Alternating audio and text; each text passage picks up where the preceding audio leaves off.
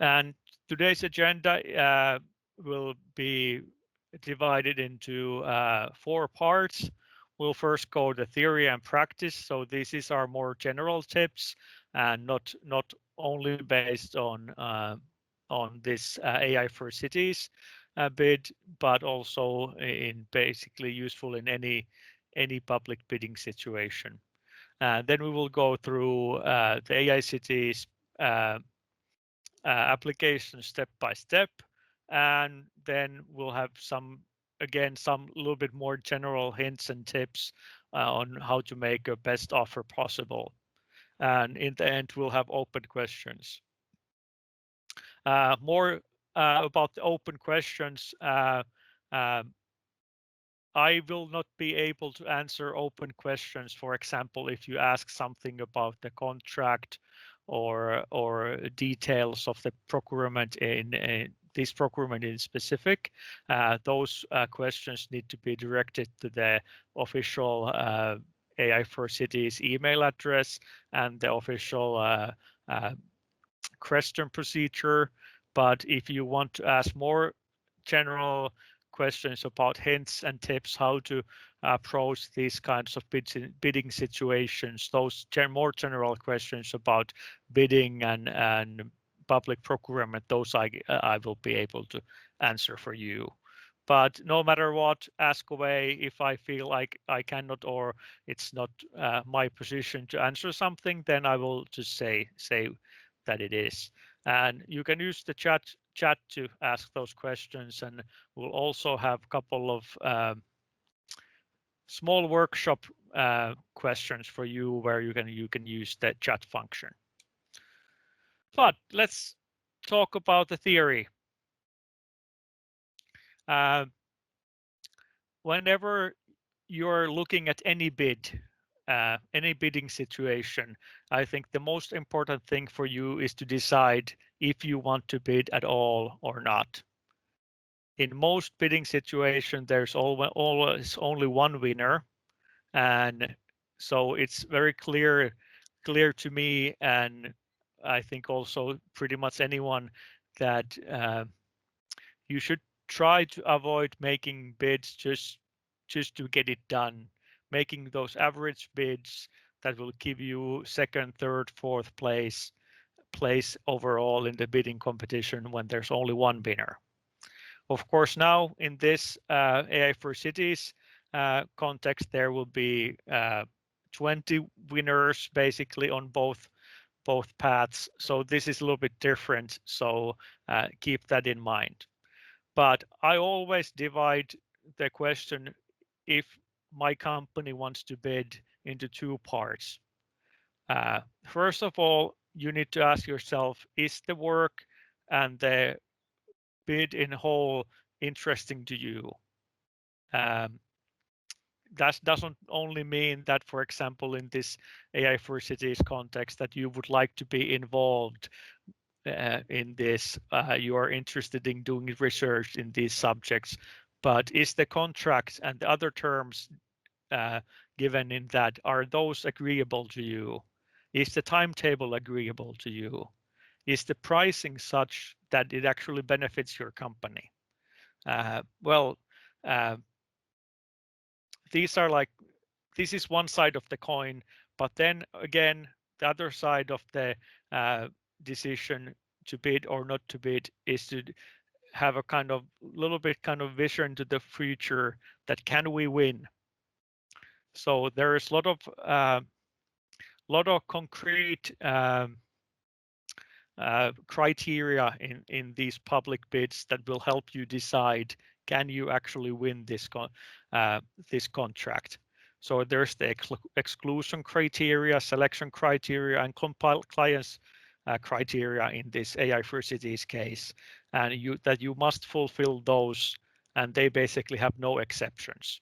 So if you cannot fulfill those, then you cannot win, and then my suggestion for you would be not to bid at all. Then of course there's the award criteria also. So when thinking about those, you kind of need to think about what kind of competition I could have, what other parties could be interested in this kind of bidding. Can I compete with those? Can I win those? What things do I have better than them? And also in which things they are better than me? And then look at then kind of do a little bit estimation how the point calculations could go and decide if is this something we can win. And these can also affect the pricing. So if, for example, you see that your quality isn't the highest, then you would have to compete with the price. And then you come back to the question, part one, is this work interesting to us with the pricing that I foresee that we could win with? But basically, this is always, I think, the most important questions when engaging in any kind of bidding, and in public bidding, the exact criteria given will help you tremendously in deciding if this is something you want to do. Again, let's move on.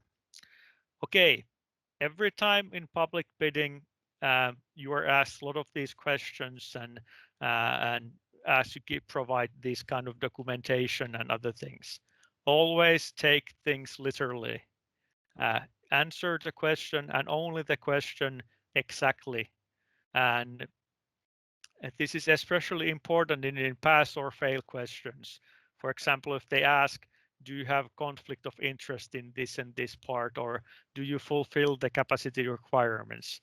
So you need to answer directly and clearly that no, we don't have conflicts of interest.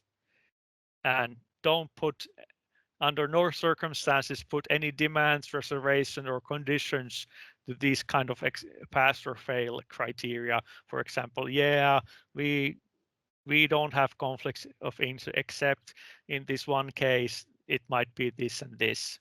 Then you're basically kind of already setting up yourself to be disqualified.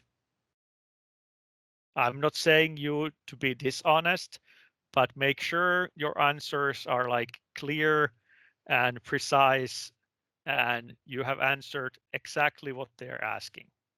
And since it's pass or fail, it usually doesn't benefit you to give a tremendous amount of extra information about background of each of your employees and explaining how they don't have any conflicts of interest.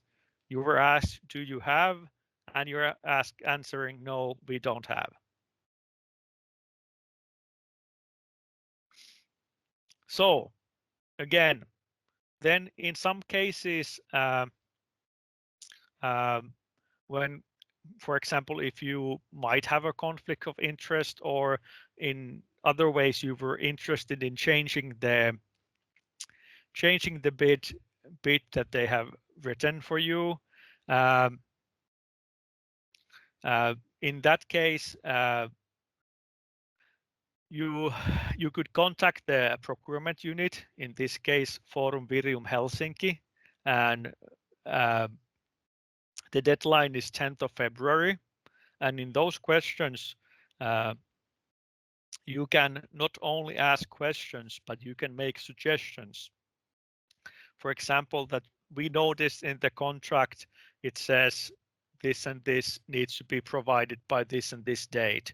Then you could ask, is it possible that this could be delayed by 1 month, because we feel that the project management, from the project management perspective, it would be beneficial to all the bidders that there would be more time to think about this and this stage.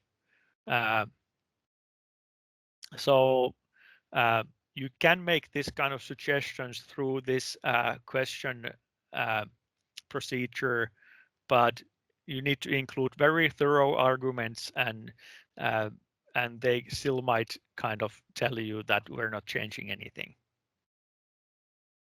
But anyway, the sooner you make these kind of notices that there might be something wrong in the procurement notice, there might be some problem somewhere, you don't understand something, you'd like to make a suggestion, the earlier the better.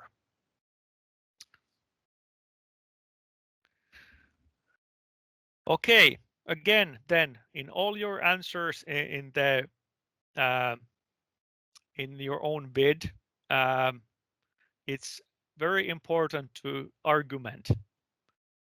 So when I just now said that only answer the question, and I said that's mostly for the pass and fail questions, then again you have these other questions that are in the award criteria where your bid is being scored. In those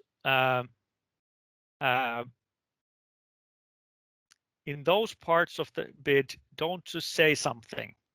So don't just say that our solution reduces CO2 emissions by 15% and then move on. Anyone can say that, and that's not believable. So what you need to do is you need to argument. It reduces CO2 emissions because we do this. We have made these calculations, and not just say you have made the calculations. Attach your calculations. Attach all the information. Attach all the research you have done, or at least some executive short version for it in your bid. So this is how what differentiates different companies. Everyone can say their product is good. Everyone can say a lot of great things about their future plans and what they are planning to accomplish in the future. But who can provide the most believable information that they can actually accomplish what they're saying? That will be I think the key difference between the ones who will be chosen and the ones who will be not. And this was already, this could already be foreseen when we were choosing participants for the bootcamp last year. So everything you claim should have some kind of certification or rationalization. So if you estimate something, provide information. How did you come up with this estimate? What is the calculation? If you make some sort of assumptions, then provide information. Why do you make such assumptions? Why do you believe this assumption is correct? And maybe even think about providing information if the assumption doesn't realize what the situation is then. And all kind of business plans you have, technical and scientific documentation about your solution you have done. These are the places where I usually been able to find these kinds of details.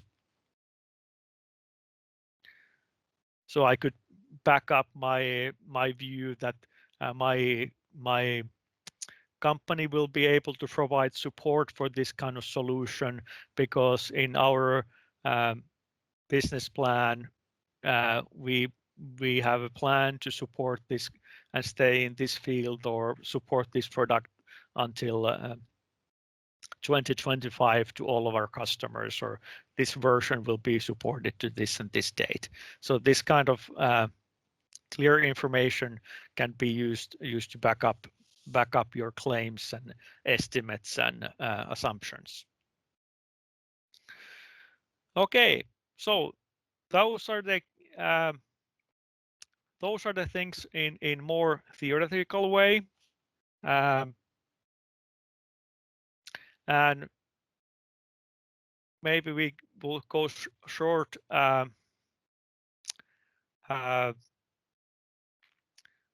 shortly go through these again so you remember. So important to decide to bid or not to bid, answer the question and only the question.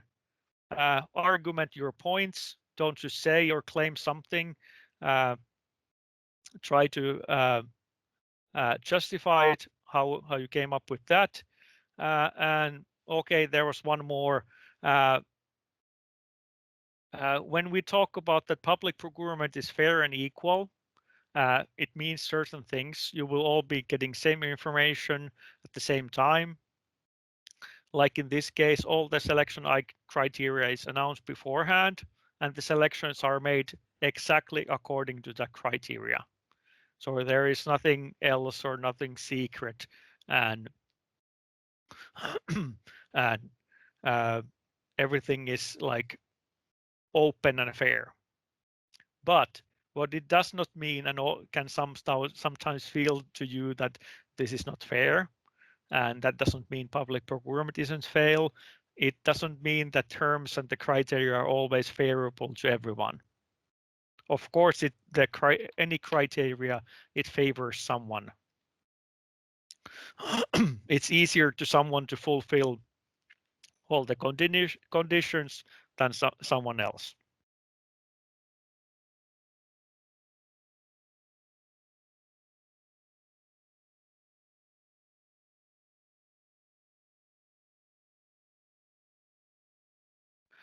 And then also, even though I think it would be fair that when you make a small mistake, you forget a signature from somewhere, or you forget to provide some small detail that is alone in itself maybe not important at all. Usually in public procurement, you probably won't get any mercy or any chances to redo your bid or complement it with the information or send it later.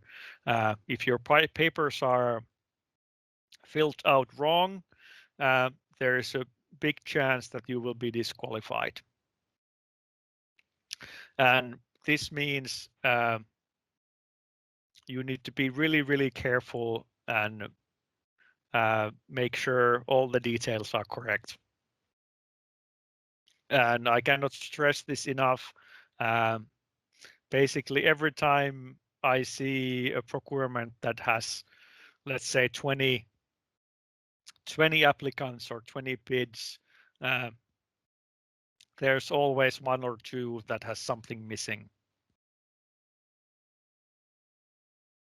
So don't let yourself be the one who belongs into the 5 or 10% that did something wrong, and you are disqualified and all your work that you did kind of went to waste.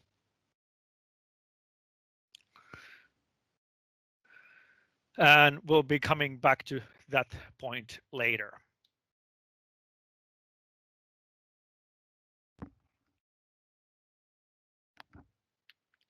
So let's talk a little bit more about the Ai4Cities, the actual this PCP application and all the steps in it.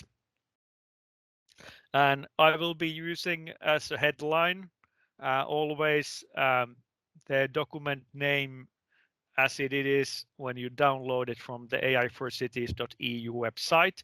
And so whatever it says on the headline, I will be talking about that specific document. So first of all, there's the tender document,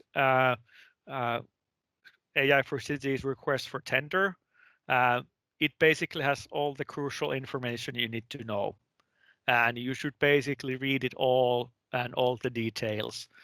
There might perhaps be some minor parts that you don't need to exactly read everything. For example, if you decided to apply for the energy track, maybe you don't need to read the sub challenges or something from the mobility track, but or if you're not subcontracting in your your case, maybe you don't need to read what it says about subcontracting options. And those kind of short details there might be that are not good to know, but in public procurement, they're basically expecting you to confirm that you have read everything in the paper, and it is binding to you when you have said that I have read it, you have agreed to those terms, and I know there's a lot of things there, and it takes a few hours to read the whole thing and understand everything and so on, but that is still a must. And don't forget the appendixes. There was quite a few of those, and there's some very crucial information also in the appendixes, and we'll go through some of it later today. Then on top of all the information given in that tendering document and a couple of others, there's these 8 forms that you have to fill out. And today we'll be concentrating on the forms and why are they asking these kind of things and how should I fill them. And from these forms, the forms from basically the E and F are the ones that are kind of hard to fill out, require work, and the others are basically quite easy. So, and most will be talking about the form E today. But let's go through the others first. So the form A is basically for you just to declare if you're applying as a single tenderer or as a consortium. In both cases, you can fill out subcontractors if you have any. And basically, the difference between these two cases, and what I mean the difference is basically having someone as your equal consortium member instead of having someone as your subcontractor. The difference is that you're jointly and severally liable for the execution of contracts. So when you're in consortium, you're also liable for the work of the other company, as you're also liable for the work of your subcontractors. But if you're a subcontractor, then you're not liable of the work of the main tenderer. And then there was kind of this detail that I don't think it's easy to miss. It's labeled several times and in quite a big letters that in the part 3 you only fill out statement A or B and not both. And you need these statements or declarations from all the consortium members and subcontractors that they fulfill these conditions. And if you have a big consortium or several subcontractors, and basically even if you have even one other than your own company, remember to take enough time to get the paperwork done. So because these liabilities issues, if you have a subcontractor, they will probably want to read the contract and what they're liable for and what's happening and so on, and they might not want to sign the same day. So make sure you have enough time to get everyone signed for these submissions and statements. Then on the form B, the exclusion criteria. This is basically comes from the legal requirements for the public procurers.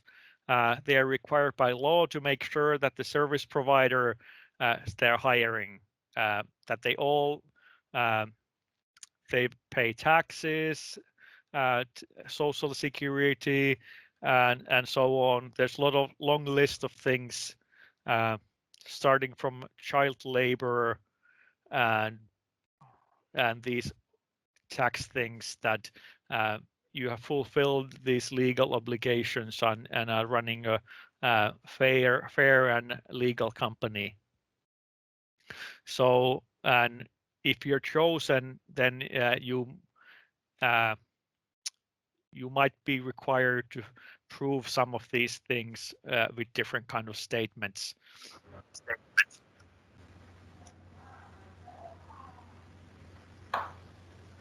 But basically, for most of these, most of you basically you just answer no to everything, and you're done.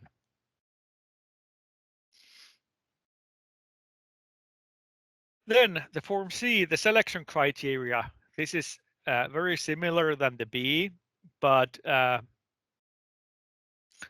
you're basically asked to make sure that you're able to provide the R&D service the bias group is looking for. Your company and your personnel have experience in similar R&D work, and basically at minimum that you have people who are have experience from other companies or other workplaces for this kind of work. And there was some limits what kind of references you were required to give. They were limited to the last 5 years. The scope needs to be similar, so either the work amount or the value, and it's clearly linked to your company. So basically that means that the reference works needs to be done by your company, or at least clearly the employees of your company. So what I would write in this part of the forum is a reference project, maybe project name, short project description, what was the assignment of your project, or maybe the results of the project, at what time was it completed, then also the scope of the project, like I said, the how much work days or either how much euros was the scope, and then go through the roles, the exact role you had in this this project and this reference. And similarly, when you answer for the your personnel, same way, give the project name, short description, when was this person employed in the project, and then the exact scope, how much work did this person do in that project and at what scope. So it's often seen that someone was involved in some project for a full year, but maybe he only did 10 work days in that project, and that was divided through the year. So it's much more informative to give the exact days than just the time. Yes, but that about Form C. Then there's the Form D, the compliance criteria. This one was basically here to help you focus on some key details of the contract. There are some absolute terms and requirements set up in the tendering document and then in the contract that you're given, and here you're asked yes and yes, no, do you kind of accept these terms? And like I said earlier, basically only what you need to do is answer the question, yes, I comply to these terms. Yes, yes, yes to everything. If there would be something that you cannot comply in or don't believe in, or some contract detail, and like I explained earlier, the route for you to is not say no and just send your papers. That's the wrong way to do it. You need to ask in the question times, can this be changed?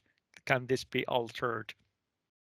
What if we cannot provide this kind of compliance? Or I have read the compliance information in such way that my interpretation of this requirement is such that I'm not sure if we fulfill this, and then you can get the discussion going and you can get definite answer on your question, and hopefully they will say that what you're thinking is enough and you do comply.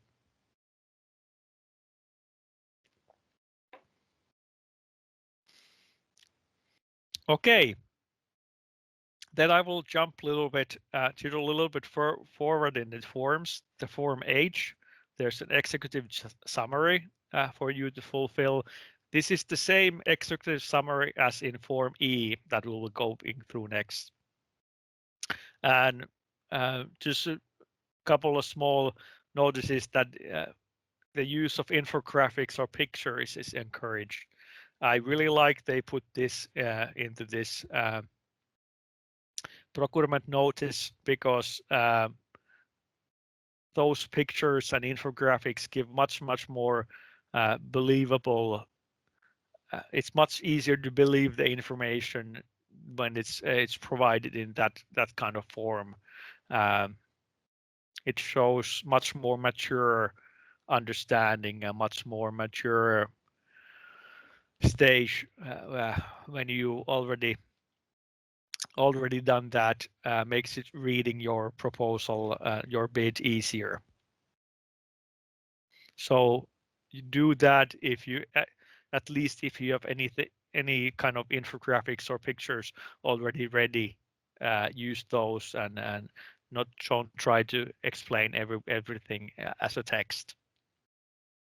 And my assumption why they are asking this executive summary in two parts is that in certain situations the executive summaries might be circulated wider than just the group who is deciding who is chosen for this Ai4Cities project. And this could be some sort of marketing, or if someone makes a ask information based on the Public Information Act, they might be given the executive summaries of all who have applied, but not the detailed information what you're exactly offering. But that is just my assumption why they are asking this in a separate, in two different ways. But just that you know. Then basically more closely to the Form E, which includes the executive summary. So basically in the Form E, you choose the lot you're applying into, and then they were asking you to explain based on the sub challenges they have given, or other how you can also kind of find sub challenges yourself and define them yourself and give information. What exactly what you kind of see as the challenge what you're solving, and then was the part of about the executive summary. And throughout this Form E, there's a lot of mentions of these FR1 and FR2, FR3, and so on. And you can refer to the tender document 4.5.1, where there's the weighted award criteria.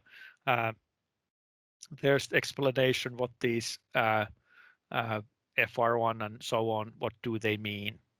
So FR1 is functional requirement number 1, and it's explained in more details in the request for tenders.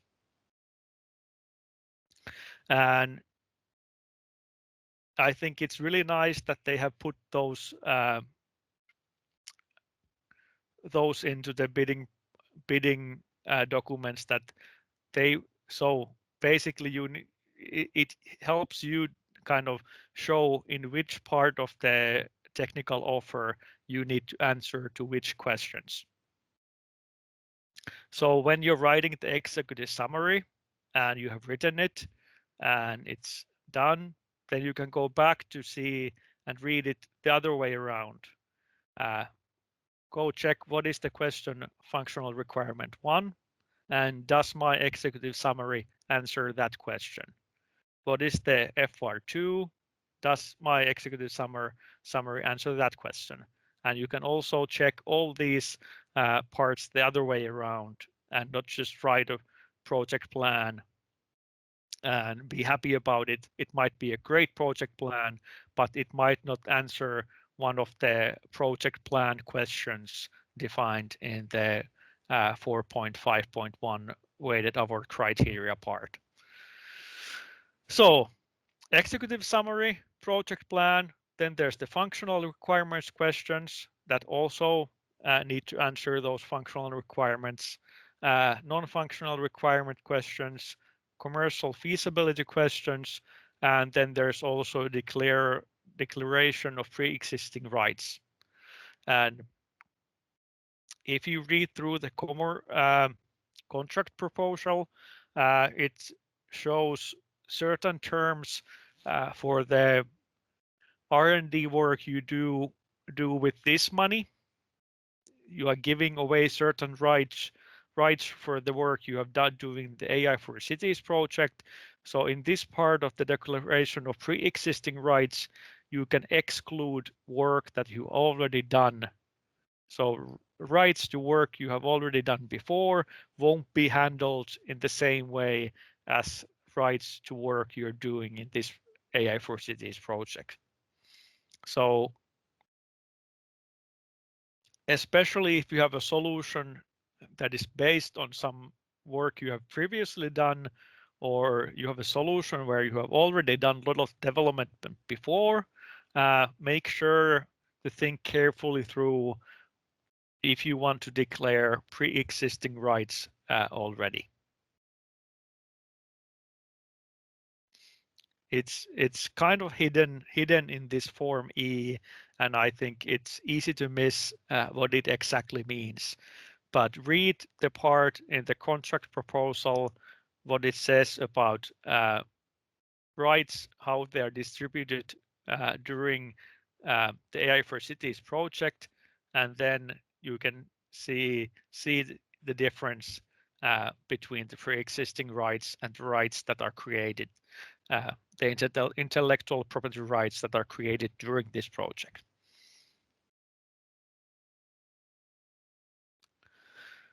Again, when I earlier talked about the argumentation, how it's very important. So now is the part in this this Ai4Cities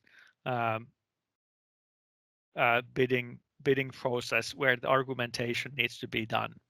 It is in this exact Form E where you need to explain all these details. This is where the argumentation now comes into play.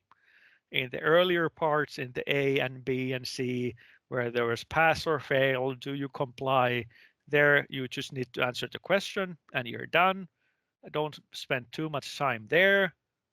This is the part E where you need to do all the argumentation.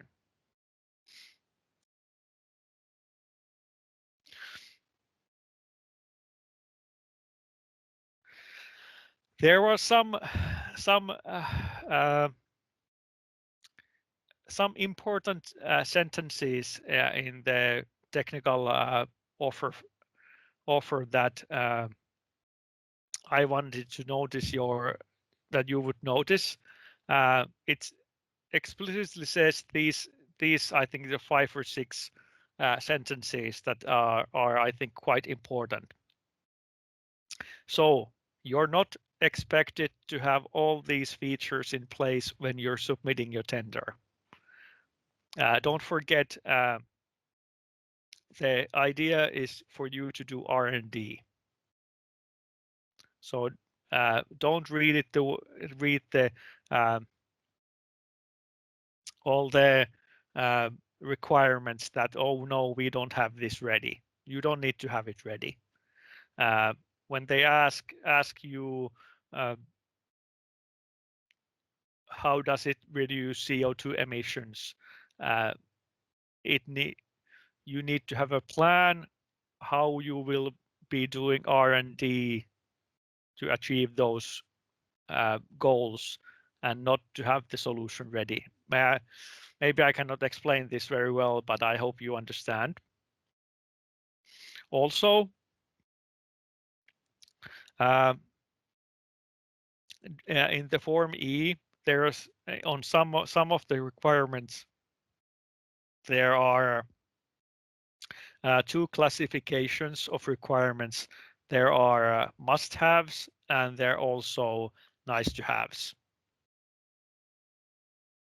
And it is said that the must-haves are not must-haves in a way that everyone must have them, but they are must-haves in the way that if you don't have them, your points will be deducted.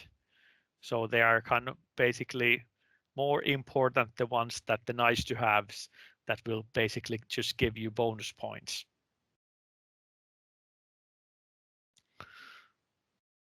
Then again, the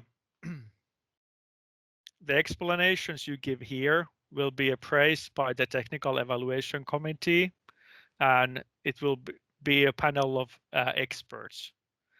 So you can basically you can trust that someone who reads them will be expert in this field. At the same time, don't use abbreviations that are not in general use. I see a lot of let's say local or country specific letterings that maybe some lettering for the university where you studied, or something similar, that no one from some other country will know that what those letters mean. So like, is it good practice in anywhere, in any document, first time you use some shorter form for some name, on the first time write the whole name and the short name, and then later you can just use the short version.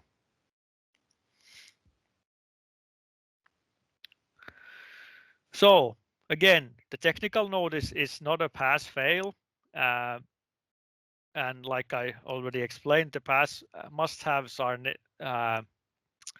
the must-haves are, even those are not kind of this same way mandatory or obligatory as the previous forms, but you're expected to kind of provide details on, at least on the must-haves, how you will tackle that, or your score will be lowered because you have not answered the must-have questions in a good way. And again, this Form E refers to the Appendix 3 scoring model for the award criteria that is in the main document, and maybe we'll go to that next. So now it's time to have a small workshop. I will soon give you an assignment, and I hope at least some of you will participate and give kind of your answer. What would you answer, and what do you think is the best way to answer? But I'll explain the assignment first.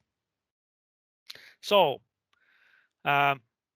in the Form E, the technical offer, there is question about the commercial feasibility of your solution. And they ask, with the business plan, there should be also initial market analysis. The market analysis should include a preliminary assessment of the market potential of your solution in both the pilot region as well as on European scale. A brief analysis of the competition. Lastly, describe the added value of the Ai4Cities solution compared to the current state of the art on the market. So when I read this part of the technical offer, these are the parts that I saw as important. So we need to make a market analysis, and it can be a preliminary assessment of market potential of our solution. It needs to include pilot regions and European scale.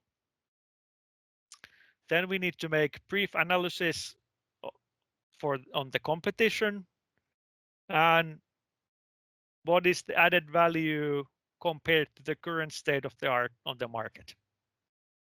So these are the key things we need to notice from this part. So this is kind of reading through the question and very closely looking at what is the question, what am I being asked, what are the things that at least my answer needs to include.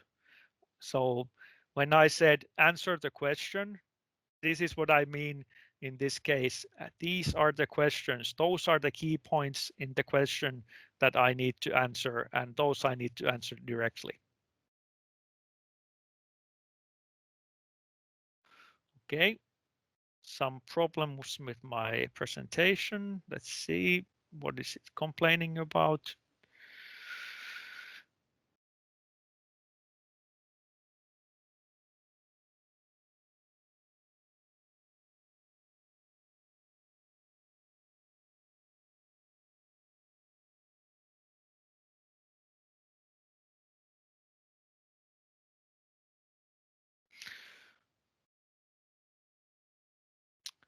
Sorry for this. I don't know. What is it?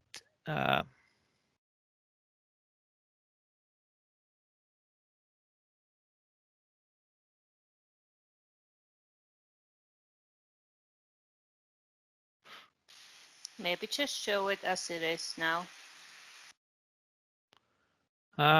For some reason, it isn't showing the picture at all.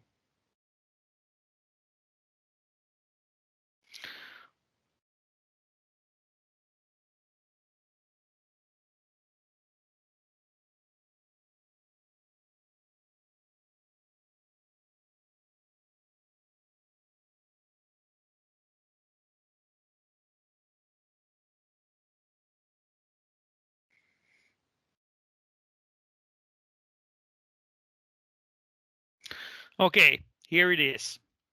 So now a couple of times we've talked about this Appendix 3 scoring model for the award criteria. So here it is. Here is the scoring model for the award criteria. And basically, when I read this, how the assessment is done for each criteria, my opinion is that you should always at least think about that. I want to score at least 9. So basically, what 9 includes is your response fully meets the requirement. So they wanted you to answer some question, and your response fully meets that. And you have provided an explanation that is very convincing. And that is the argumentation. You have provided explanation, calculations, and so on. This should be achievable basically in every question if your solution is already clearly defined and you understand the market and you understand the solution, you understand the problem then this should be achievable in each question. Of course, then if I say this, that everyone should be able to achieve the score of 9. So if everyone else achieves 9, you of course want to achieve 10. So what does the outstanding say? Assessment of outstanding explain in addition what to the excellent. And the response exceeds the requirement. And this is always kind of hard part and interesting to think about. How can I exceed the requirement? So there was a requirement that I reduce CO2 emissions. How can I exceed that? Because I'm already reducing CO2 emissions. So you can reduce them by a lot. You can reduce them in a certain way. You can reduce them cheaply, easily. And it kind of takes a little bit innovation, imagination often. How can you kind of exceed something? And of course, not all solutions inherently are such that they can exceed everything in every way. I'm not expecting you to do that, but I'm expecting you to kind of think about, is my solution capable of exceeding the requirement in this exact requirement? And now we will kind of practice that. So in the commercial feasibility, we were supposed to make market analysis, and I'm asking you, and I hope you write some words or some short sentences or some ways. How could we exceed the requirement in this case? How can we provide added value? Because again, the outstanding answer was the response exceeds the requirement, providing significant added value to it, which is described very convincingly. So let's skip the which is described very convincingly. I'll leave that to you to think about when you're fulfilling your bids. But let's kind of have a brainstorm and short answers. How you think you can exceed the requirement and provide significant added value to this this one part of the market analysis. So how would you exceed this requirement? Preliminary assessment of the market potential of the solution in both the pilot regions as well as on European scale. So how would you exceed that? And don't be afraid of writing your answers to the chat. We will edit them out from the recording before we send this out. So feel free to participate.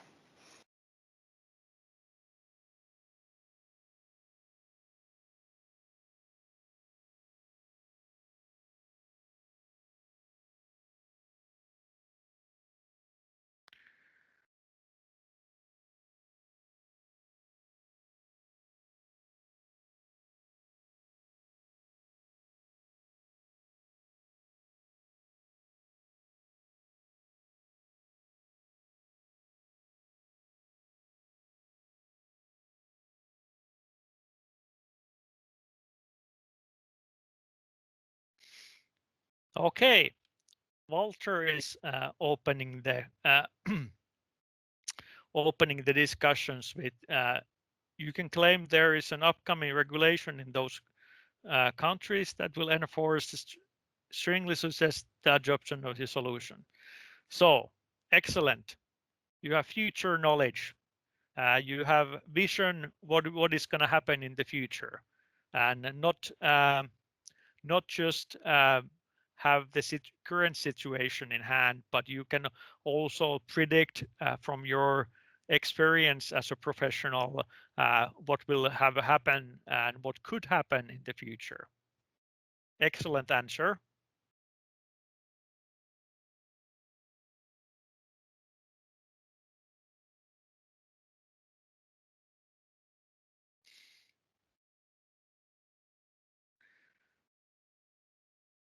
I think that actually is the hardest perspective to figure out, that you can also see the outcomes in the future and not just today. Okay, then you're providing secondary benefit. Excellent. Not talking only about the exact thing you're doing, but what kind of what the secondary benefits your solution is providing. How do those affect the market?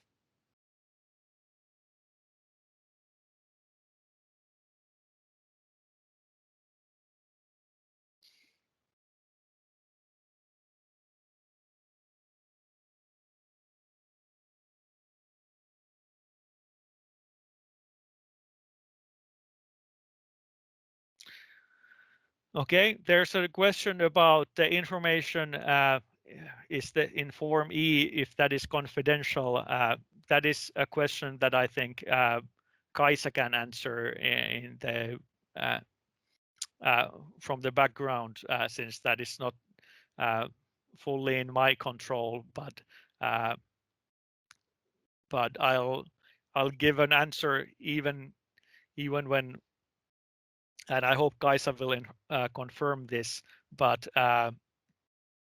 the reason why there is executive summary and then that longer explanation is that exactly for that you can provide confidential information in the part E, and you can always also remind the procurers that this answer includes confidential information. So that was an excellent question, because otherwise I wouldn't have remembered to say that that is something you should always do. If you give confidential information, say this is confidential information. And when you say that, it is guaranteed that they won't give it to anyone else.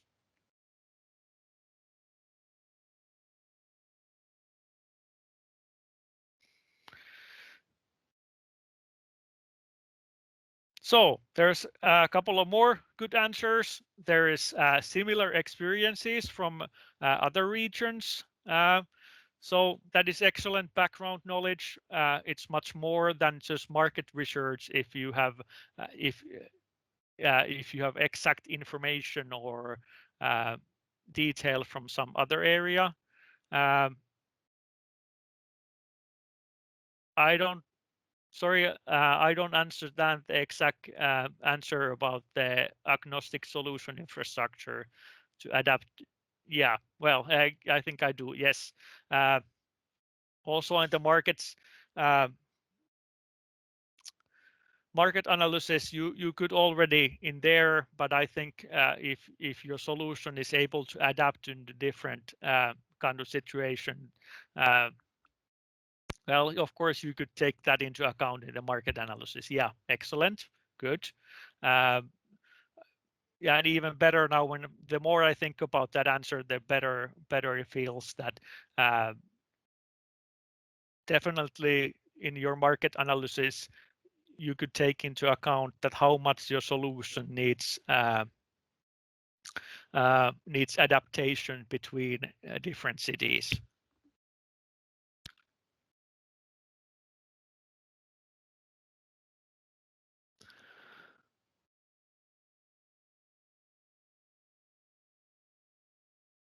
So I have a couple of more workshops for you. So the next one is we had this requirement to make brief analysis on the competition. And when we think about this one sentence, brief analysis on the competition, how can we make a response that exceeds that requirement and provides significant added value to it? Again, I give you the chance to kind of think about this, how you would exceed in your market analysis of the competition, the requirement of brief analysis on the competition. How to exceed that, how to provide added value.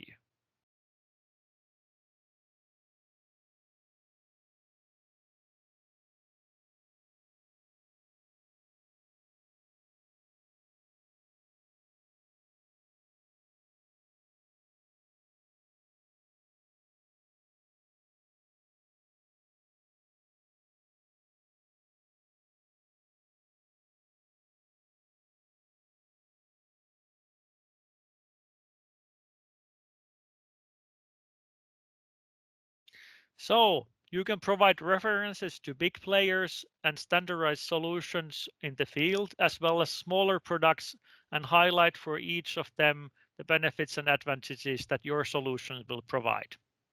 Excellent. So you're comparing your solutions to the others.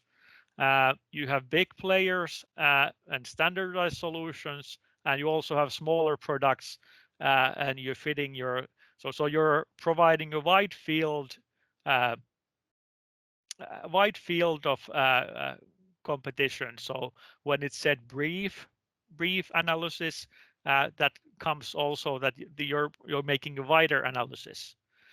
Yeah. And then the next answer is you can make an extensive analysis. Is excellent. So now that is a good way to read these kind of uh, these requirements. Is that if it says brief, then extensive is more than a brief. Good. Um, for example, provide cost comparison and return of investment. Okay, that is added value. That is excellent added value. Excellent answer. So you're not just just providing what kind of solutions there exist, and you're also providing more refined knowledge and understanding on the costs and the return of investment on those solutions. That is, I think, already a kind of high class market analysis, if you can give that. Okay, let's move on. I have a third one for you, and this is the last one from the example. On the market analysis, you were asked to describe the added value of the Ai4Cities solution compared to the current state-of-the-art market. How would you, in your market analysis, exceed this requirement? How would you provide added value to this requirement?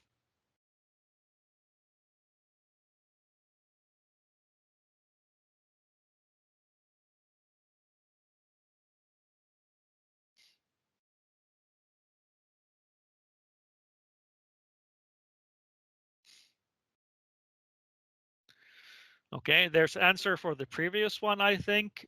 You could identify stakeholders ignored by the competition. Excellent. Um, so not just analyze the market from the solution point of view, but you could analyze the market from the stakeholder point of view.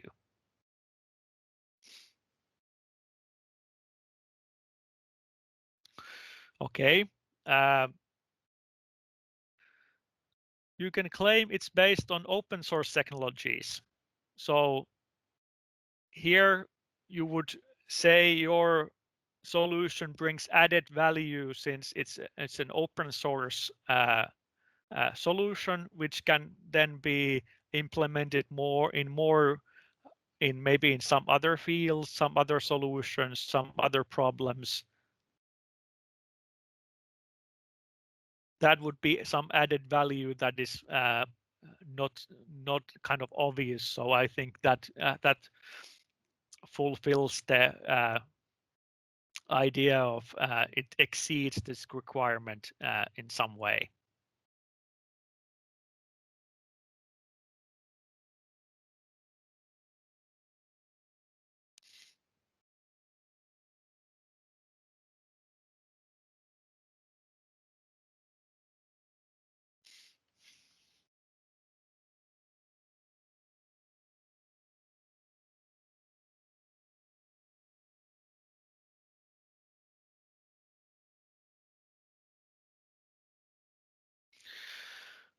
Okay, there doesn't seem to be any more answers for this part. I have a couple that are basically repetitions of the ones you have already said. So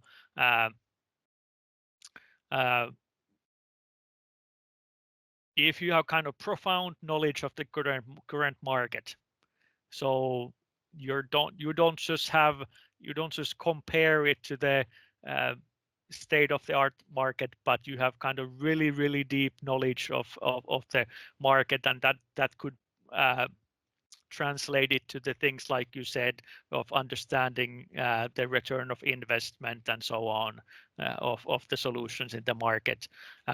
Then again, like you already said, one of you suggested that you could make not just state-of-the-art market, but you could have this visionary approach that you can predict what will come to the market next, what is being talked in different conferences or maybe in academia about what is the future of this field, and those visionary thoughts about the not just state of the art, but even further that what's upcoming next. How do you compare to those? And then again, when we providing added value to the whole bidding situation, all kind of research or other information that you can back your views up with. Maybe you can maybe you know some research papers, or maybe you have knowledge that in some country they have made some sort of statistics about something, or they have some estimates on the growth factors of certain solutions or demand for certain solutions. All these kind of information, I think, would provide added value and exceed the requirement in this case. But basically, this was the workshop part for today. And now what I hope you learned is that you need to go through these requirements and kind of go through them and find out what are the key things you're being asked. Then for each of those key things, you need to think about, am I fulfilling this requirement? They asked me to provide this information. Am I providing that information? At what level I am providing that information? Does it fulfill the requirement, or does it exceed it? And then again, in all those answers, now that the picture is loading, then there are those. The second part is providing an explanation, providing the argumentation why your response exceeds the requirement, and then you describe why what you're saying is true. Why should they believe you? What other sources are there that are saying the same things as you're saying? To what do you base your opinion in? These kind of questions are important, and then you can get the score of 10 points in basically any part of the your application. And I know it's a lot of work to go through all the parts in the Form E, go through the whole technical offer, divide it into smaller questions, and then think about it. Do I answer each and every one of these questions? And then on top of that, like I said, then there are the requirements, the FR1 and FR2 and so on. And then going through also those questions, those requirements. If the requirement is to reduce CO2 emissions, does my response here exceed that requirement, and is it described very convincingly? And later in my hints and tips part, we'll go through, there's one more way of kind of understanding, have I done all this? Okay, that was basically Form E, the longest part of this coaching webinar. There is some work in to be done in the Form F. The financial offer needs to be presented with the approval of all tender participants. So make sure you do have the approval of all participants. And again, in the Form F, there are some kind of yes, no answers you need to give. You need to confirm you have thoroughly and read and acknowledged the conditions and general instructions listed in the form section 2. You have completed section 3, 4, 5, and 6. And then on the pricing, it's important to notice that there are binding prices and there are estimated prices. So when you're filling this out, you, especially on the binding prices, use kind of a little bit more time and think things through. Make sure that is something you want to kind of offer bindingly. So the unit prices, if you declare that one day of your researcher's work will cost 500 euros, then throughout this whole EU AI4Cities project, then through the whole project, you need to be able to provide that researcher with that price. So that's the kind of I think the most limiting thing at this point that you need to kind of bind yourselves into are these unit prices. The binding cost of the phase 1 is after all, that's only the phase 1, and it's not such a huge part of if you get through the whole all the phases, that the phase 1 is in the end it's not that big of a part. But of course, at first, it also needs to be taken seriously that you actually want to make do your work with that price. Then you are also asked to estimate the cost for phase 2 and 3, and you should do that as honestly as you can. Since in the next stage, when you're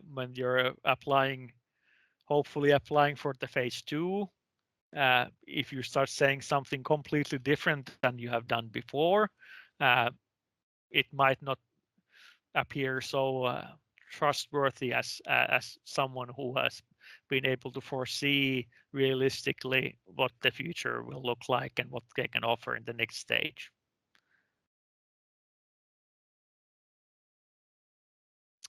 But basically, to continue the form, kind of the same ideas that were in the form F, there's the form G, the financial offer, and it basically only asks one question from you. What is your total price for phase 1 in euros, excluding value-added tax? So the form G is very fast to fill out. You just punch in one number and that you're basically done. But the thought process, of course, behind the price might take quite a bit longer than just typing in one number. But what this price is important for also is that this price, the total price in euro for the phase 1, is used as the price criteria or price points that you're awarded. So the price points awarded are calculated with this formula. So the weight awarded to price times the price of lowest tender divided by price, your price for the tender of phase 1. So with this equation, you're given kind of substantial number of points. So that is why this number is the most important one on this stage. of all those that are given in the form F. And just to reminded that the unit prices are binding. So put something there that will you think is financially interesting to your company.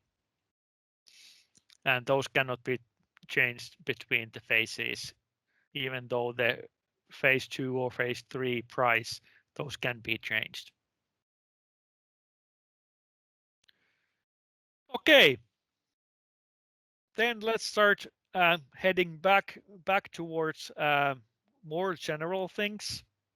I have a couple of more hints and tips before we start going through the questions you have, and these are again useful in also almost any other bidding situations.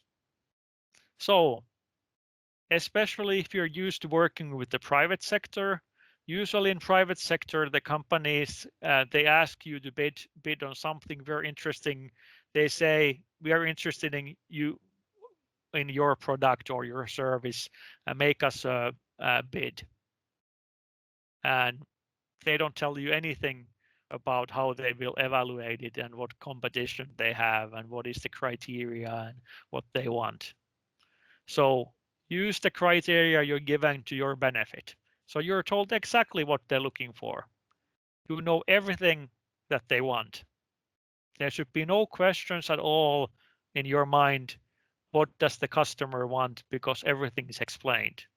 Everything is explained how they will choose, who will they work with.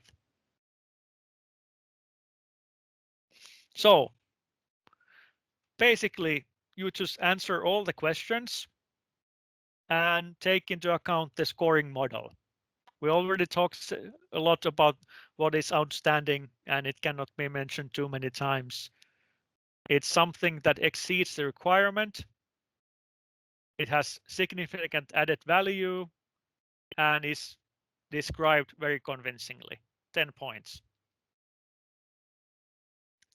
So I think in most criteria or most requirements, you should aim for the 10 points. So again, ask yourself, what is the requirement? Exceed it in some way. Explain how you're exceeding it. Yeah, that is actually something I forgot to say earlier, is don't just exceed the requirement. Explain to the readers, how are you exceeding it? And so it's not overlooked by accident. What is the added value you're providing?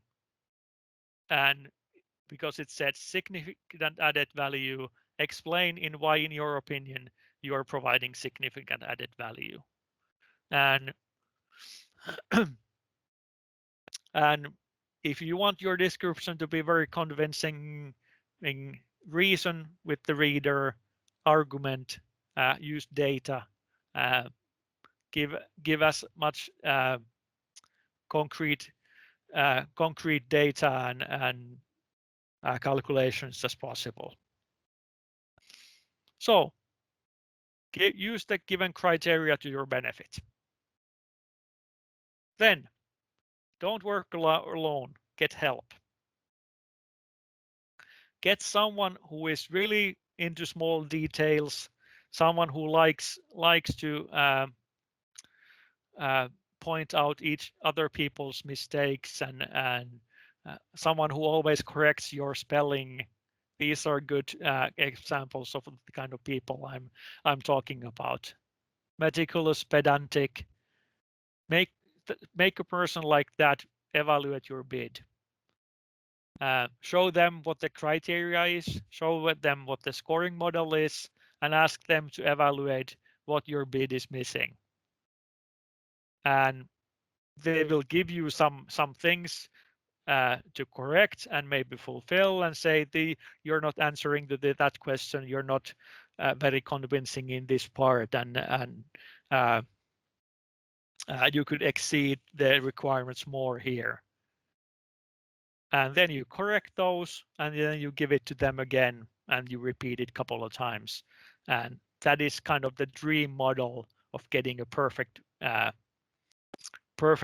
bid. But I know it's impossible to spend kind of unlimited time on this. So you need to figure out how much time you have, how much of this you can do, and can you find a person like this.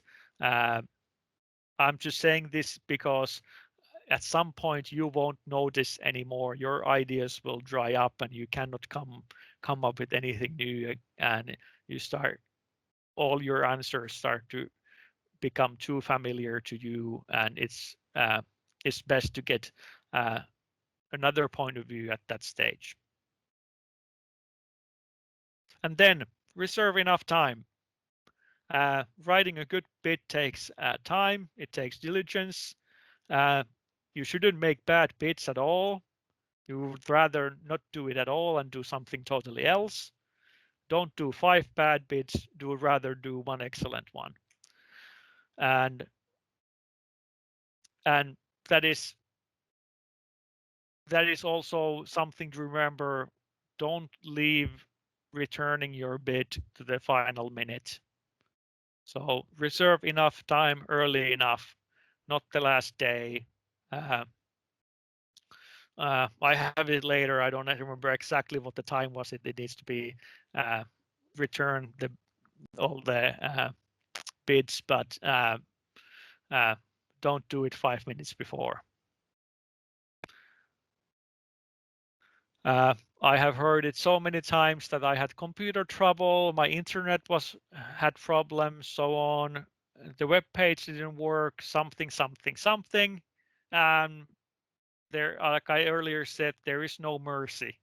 If you're late, you're late, and your bid won't be taken into account. So you need to be early enough, and it's your responsibility to make sure you're able to deliver it early. And so make sure you do. So now we will go to open questions. I will actually, there was, I think, quite a bit questions in the chat from almost the beginning of this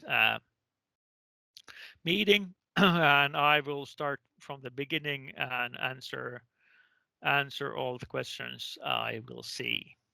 Yes, I'm sorry about that. I was supposed to be looking out for the questions, but unfortunately my Teams chat is not showing anything. So now we will go through them. Okay, first one question here. And again, if some question I answer, I don't answer the question how you meant it, then just ask again. So some of the exclusion questions are not clear. Are we supposed to answer for your subcontractors too? Yes. The main applicant is responsible for the work of the subcontractors too. So in some places you are expected to answer for the whole whole group of service providers, and that there is at least one part where you need to get a statement from the subcontractor itself. So you need signed statement from them to add. And like Petteri here says, if something in the tender documents is not clear, these kind of exact things, please send your questions to info.ai4cities.eu.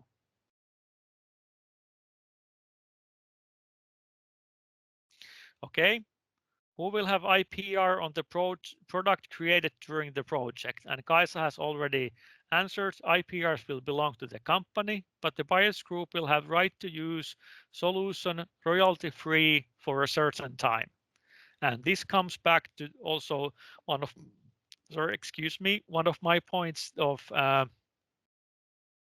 that if you have pre-existing intellectual property rights, you can list those to that will be so that those can be excluded. And the time for the royalty-free time is agreed separately later.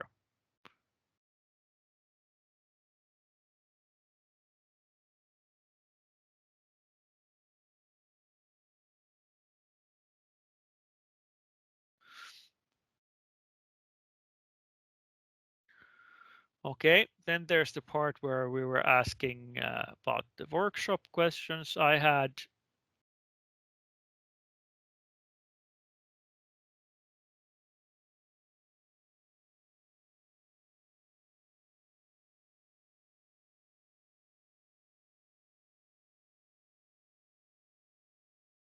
There's a question, will price be given a lot of weight in the tender? Petteri has answered it already. The price is 10% of the total score. Um,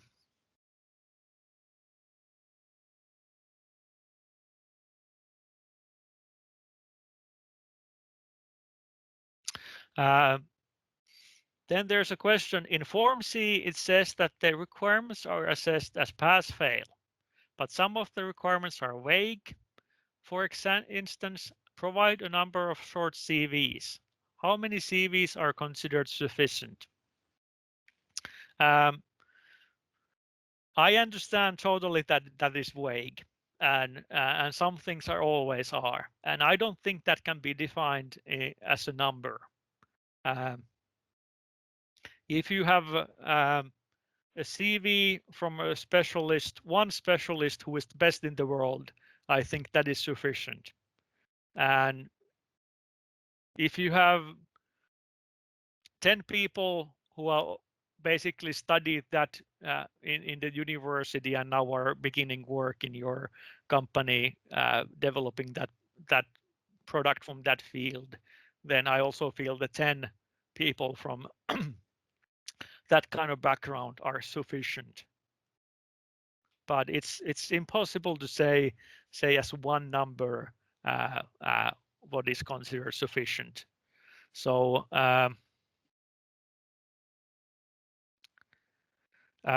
sorry, but I don't think that can be answered exactly. You need to basically kind of think about yourself what you think is convincing, and maybe play it safe, and if you think two people are convincing, try to put three. If you think two projects is convincing that you can do this kind of work, try to put three. I don't think the bar on on these questions is especially high, but you need to provide some sort of proof that your company has this sort of experience and can fulfill its duties. You don't need to kind of provide some huge amount of CVs or huge amount of experience and be the best in the world, but basically that you can do this kind of work. I hope that answers enough for the vagueness. I think it will, no matter what I say, it will always be there.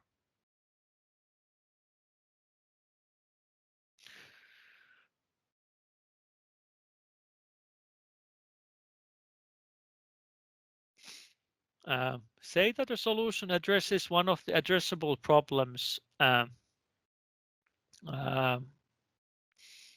proposal addresses lack of motivation among citizens to change their habits due to a low awareness of impact of their mobility choices on their carbon footprint, but it's not specifically framed as one of the sub-challenges. For example, the proposal is not a mobility as a service solution. Is that solution welcome? I think there was explicit instructions that your sub-challenge can also be defined by yourself, and don't necessarily need to be the ones that are given. But as I have understood it, of course the given sub-challenges are in some sort primary, but I think it's, well, in the end it becomes to the evaluation criteria or the award criteria, that if your solution uses AI well, it reduces CO2 emissions, and it has a market impact, and whatever were the award criteria.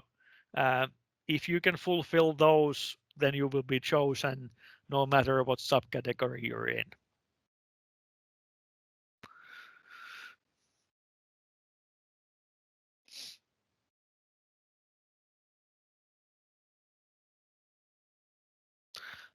Do we need to use font 9 or font 10 in the tech offer? I've seen requirements for both.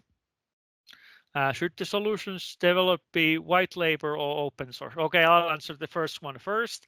I didn't notice that there were two different font sizes. I suggest you send that questions to the Ai4Cities email address. I'm also sure they will actually read it from here, but please send that anyway, and they will send you a answer for that. That is the right procedure to correct such a mistake, if there is one that they have said given two numbers, and so they will correct it and give the one it's supposed to be.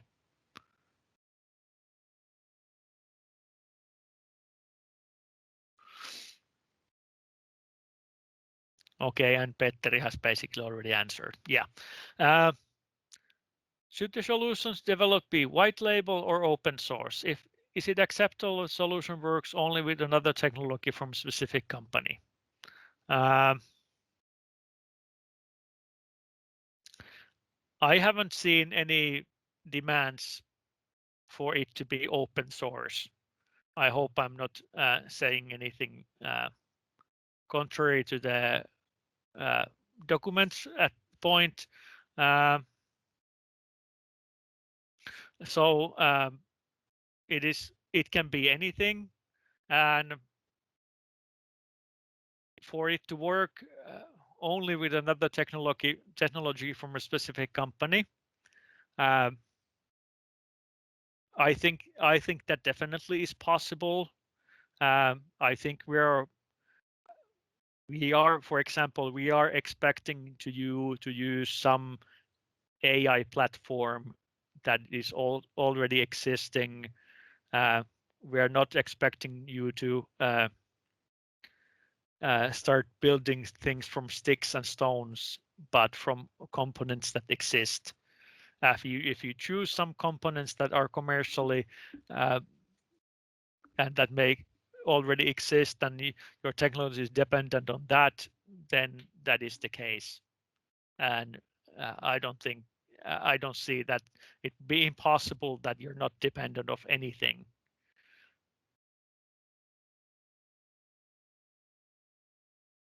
In the tender document 1, page 31, it is said definition of services mean that the value of the total amount of products covered in the contract must be less than 50% of the total value of PCP framework agreement. Does this mean that the activities/products produced are 0% funded or not? Or does that mean 100% funded or not? Well, anyway, I think I can open that idea that what it says on page 31. It wants to make a separation between services and products. So the money you receive from this project, at least 50% of it needs to be used for your services. So let's say you cannot use if you receive, let's say, 30,000 euros from the phase one, you cannot spend $30,000 to buy um, a supercomputer to your office. You cannot do that because you're buying a product. So you can spend 14,990 euros to buy a computer and 15,001 euros for your service where you're using that computer to produce new R&D.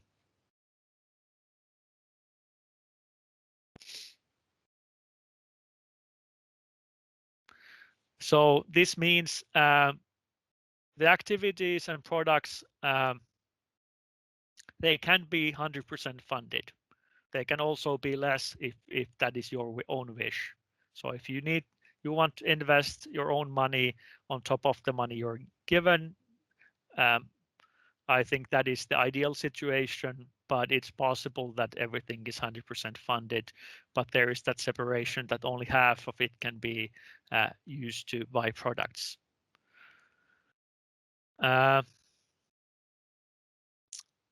What kind of documentation, if any, is needed to prove that all consortium members approve the bid? Well, it was that, now I don't remember myself the right form. Yeah, it was already on the Form A. On the Form A, I think there there are those statements and confirmations from all the subcontractors and all the consortium members and so on that you are committing to the bid and all the information given.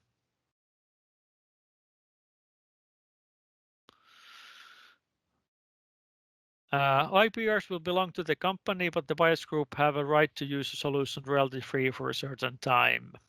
I understand the free period will be determined after the challenge, but will it be determined unilaterally by the buyers club, or will there be a negotiation with the supplier? Will the supplier have the right to refuse a period that they judge is not appropriate from their point of view?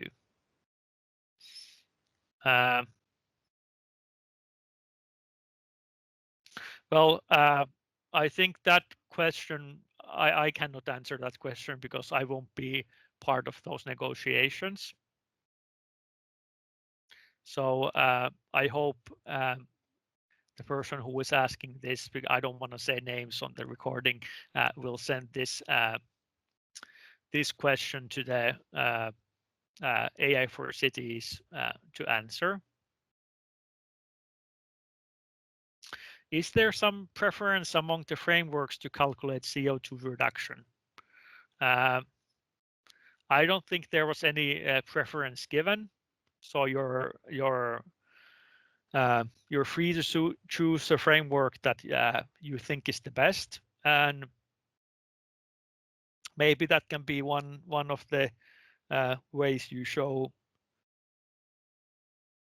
your skills and talents, is that you can explain why have you chosen that framework and why you think it describes your solution best if you use that framework.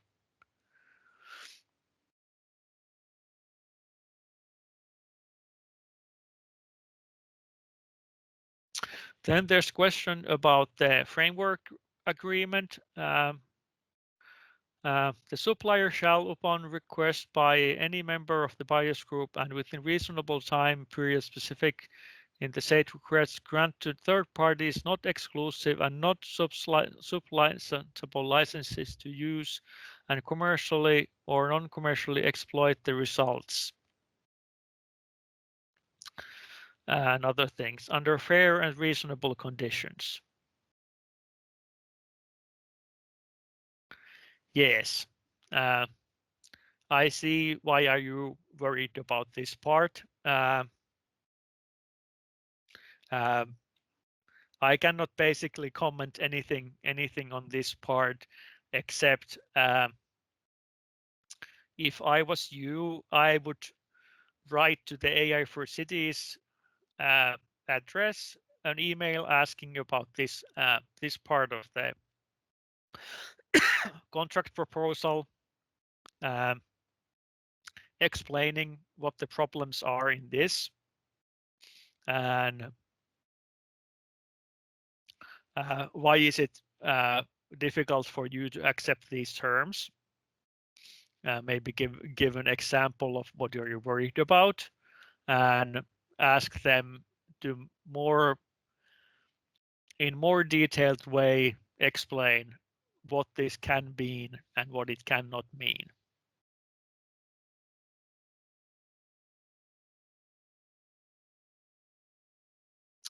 Because I kind of agree that if what the third party is, it's not, if that is not defined explicitly, and if that's not really clearly defined, what a supply sense for commercial purpose is, then I understand that worries you, because that basically could mean giving a supply license to everyone in the world to use the results of your work.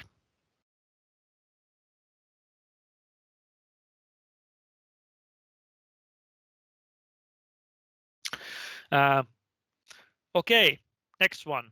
It is mentioned in the Form C that the reference should be recent and should have been finalized during the last 5 years. Can also ongoing projects be considered as reference of the tender? Well, each tendering process has its own rules, what is acceptable and what is not. Often companies have continuous contracts with other companies. You might be providing some service for, you have already provided for 10 years and you assume we will be providing it for the next 10 years. So the work is not basically ever finalized. You need to ask what the definition of finalized is from the Ai4Cities project to get an exact answer for that. Usually either ongoing projects can be used if they have been ongoing for long enough, or they cannot be used. It depends. At least I think the good part is that in the Form C, it doesn't explicitly say that you need to have references in a company sense, that you could always put those projects in there as your personnel CVs. And I think that will be enough to prove that you have the capabilities of you have the capabilities required.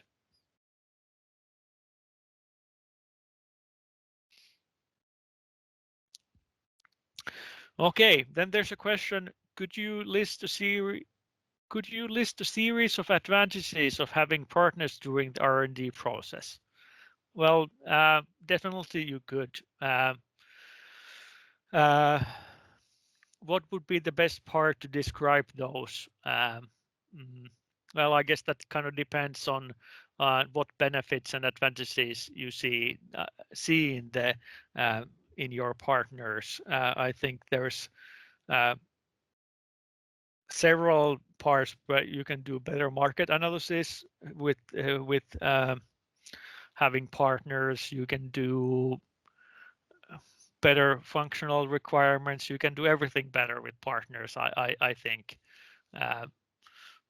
Of course, there's some limit that you have too many partners and you have no more direction anymore. So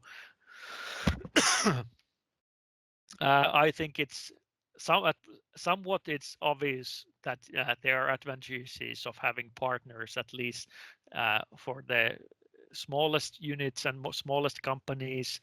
But what the exact benefits you believe they would be, and in which parts of the project they will help you, I think it is beneficial to explain those.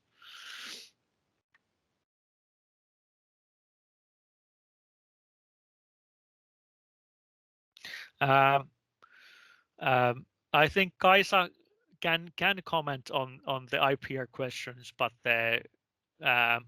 to give a really good answer for the questions about the IPRs that were asked, I'm not sure this is the best place to do it in the chat of this this meeting. I think it's best if you ask those IPR questions from Kaisa in an email, and she will have time to formulate like a really good and exact answers, and she can consult with her colleagues that the answer is exactly how they want to say it. These contract issues are often so that you cannot answer them directly and promise this is the way. That's why I try not to. Uh, I have said, and I will say again, I cannot give you direct answers on exactly how the Ai4Cities sees some contract or application issue. I'm only giving you broader picture on how on public procurement it's usually done.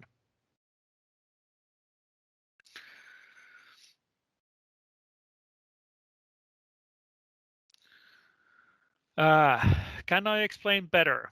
A financial compensation valuing the transfer or ownerships of the IPRs generated during the PCP to the tenderer by giving an absolute value of the price reduction between the price offered, actual price, and the tender in the tender compared to the exclusive development price, the virtual price, the price that would have been quoted if the IPR ownership would have been get by the buyer's group.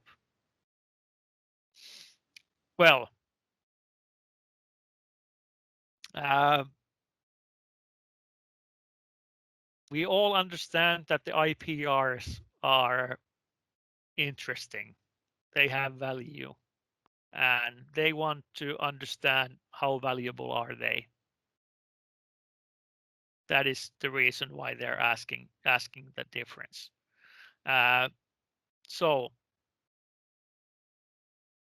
they are asking you for an actual price for so that actual price is the price you want from the uh, from the buyers group to do the R&D work you have promised. So at what price will you do what work? That is the actual price.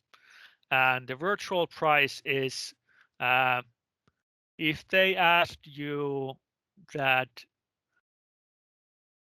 we want this kind of solution developed and we want the IPRs, and you will only do the research and you will get nothing else but money. What would be the price? That is the virtual price.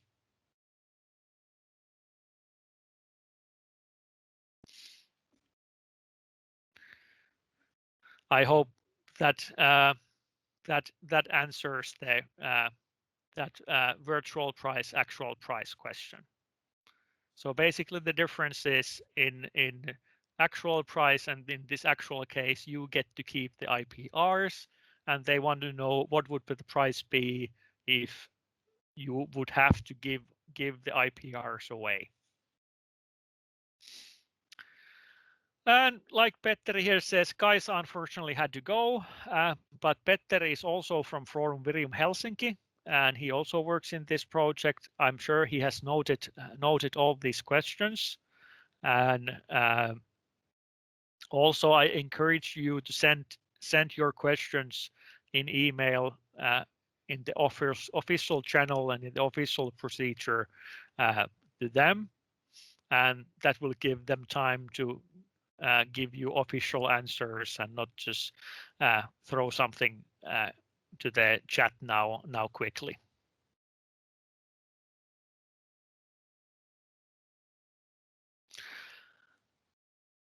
Okay, we've come to the last question now. I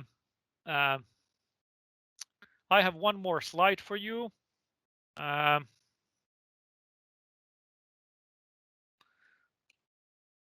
hope my slides are still showing. I have a reminder for you. So the deadline for the questions, and I remind you that in all public procurements, the first deadline, that is the deadline for the question, it is very important because until that time you can ask, you can make proposals, you can suggest changes to things. But if you don't react before that time, then you cannot usually get any changes done anymore. You cannot get any questions answered. So until that time, if basically I would say that when the deadline for questions comes, you need to read the and prepare to do your bid in such a way that you don't have any open questions anymore. Or if you have to ask them then. So basically that usually means you need to start preparing your uh, proposal, your bid, a little bit before the question deadline. The things that come up when you start writing it, uh, those questions that come up, you can still ask them. And then the official tender closing time is 28th of February at 17 CET. So that's the deadline for the official tender. And I would suggest that uh, at noon or latest at maybe like 2 p.m. you are done. You have sent it. Aim for that.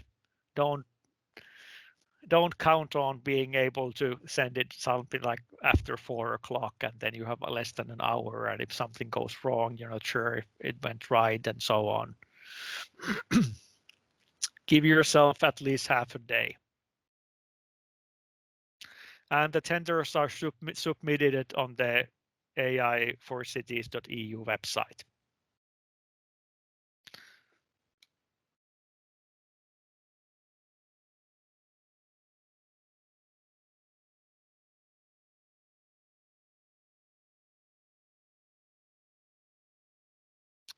Uh, can answers to questions be emailed to participants? I think the procedure was that the questions and answers will be published anonymously on the website.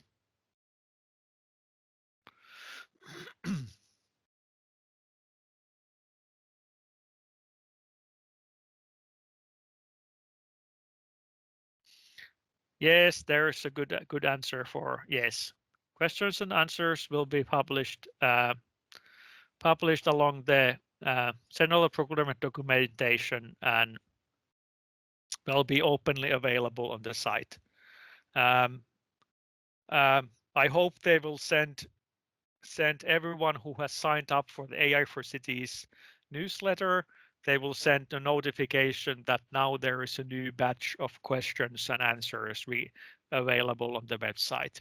So I do hope they send this kind of notifications, and I am pretty sure they will. And also just to be exactly sure that everyone understands, if something is said in the questions and answers and it's contradictory to something said in the earlier papers, so if something is changed, the all questions and answers part, that is the prevailing one. Those are the ones you need to read, because if something is changed, someone asks some questions or make suggestions that there's a problem here in this and this part, could it be changed? And they say, okay, we will change this. Then that is how it will go. And it's your responsibility to read the questions and answers. You cannot rely on that. Okay, yeah, 3 months ago they said this. If it changed, it's your responsibility to know those. And Petteri linked you to the questions and answers page, and you can get more information about what's already been asked and answered there. Well, I thank you all. It was nice to be able to talk to you, and thank you for your interest. I hope you make a really good bid. I hope you get into the program. It's really great opportunity to develop new products and solve one of the biggest problems we have. Biggest problems of our time. I am Hannu Latvarasku, procurement preacher. I was today preaching you with my colleague Satu Huotari, and I wish you a nice week. And I'm out. Thank you.